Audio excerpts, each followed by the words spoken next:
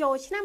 2024ភ្លាមខេត្តទី1របស់កម្ពុជាគឺខេត្តពោធិ៍សាត់បានចេញសេចក្តីណែនាំការផ្អាកការងារបង្កបង្កើនផលស្រូវនៅរដូវប្រាំងលើកទី2សំណួរសួរថាតើហេតុអ្វីបានជាផ្អាកមិនឲ្យធ្វើស្រូវប្រាំង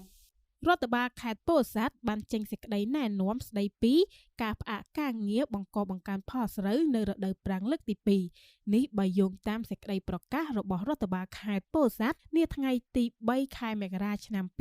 2024បើយោងតាមមន្ទីរធនធានទឹកនិងឧតុនិយមខេត្តបានឲ្យដឹងថាតាមផែនការសក្តានុពលទឹកសម្រាប់ធ្វើការស្រោចស្រពលើការងារបង្កបង្កើនផលស្រូវរដូវប្រាំងនៅឆ្នាំ2023-2024នេះអាចផ្គត់ផ្គង់ទឹកបានត្រឹមតែ20,000ហិកតាតែប៉ុណ្ណោះជាមួយគ្នានេះផងដែរបើតាមការចុះពិនិត្យជាក់ស្ដែងកន្លងមករបស់ថ្នាក់ដឹកនាំខេត្តនិងមន្ទីរកសិកម្មខេត្តបានគូសបញ្ជាក់ថាការបង្កបង្កើនផលរបស់ប្រជាកសិករបានកើនរហូតដល់46,341ហិកតាលើសផែនការនៃការប្រើប្រាស់ទឹកប្រមាណ26,341ហិកតាក្នុងន័យនេះទើបរដ្ឋបាលខេត្តពោធិ៍សាត់ណែនាំដល់ប្រជាកសិករទាំងអស់ដែលកំពុងបង្កបង្កើនផលស្រូវប្រាំងក្នុងឆ្នាំ2024នេះឲ្យផ្អាកការបង្កបង្កើនផលដំណាំស្រូវលើកទី2បន្ទាប់ពីប្រជាកសិករប្រមូលផលរួចរាល់នៅក្នុងអំឡុងខែមករាដល់ខែឧសភាឆ្នាំ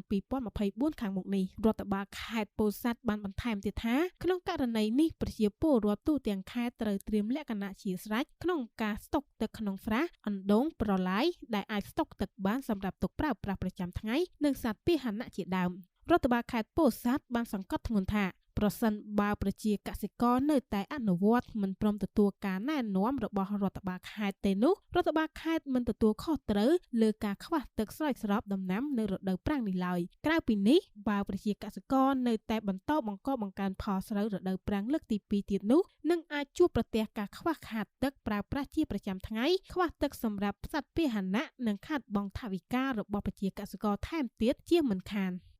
នាងខ្ញុំផៃបត្រាពីសារព័ត៌មានដំរីឧបត្ថម្ភធំដោយគិតពីសុខភាពនឹកដល់ទឹកត្រជាក់កម្ម Lake Burn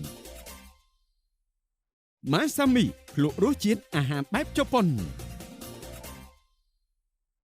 369 Real Estate ទទួលផ្សព្វផ្សាយទិញលក់អចលនទ្រព្យគ្រប់ប្រភេទ